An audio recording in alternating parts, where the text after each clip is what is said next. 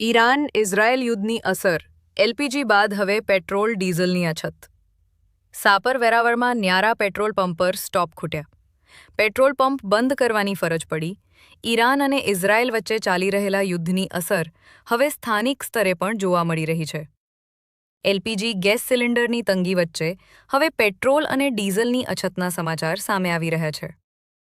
રાજકોટ જિલ્લાના શાપર વેરાવળ વિસ્તારમાં આવેલ ન્યારા પેટ્રોલ પંપ પર આજે પેટ્રોલ અને ડીઝલનો સ્ટોક ખૂટ્યો હોવાની માહિતી મળી છે, જેના કારણે વાહન ચાલકોમાં ભારે મુશ્કેલી ઊભી થઈ છે.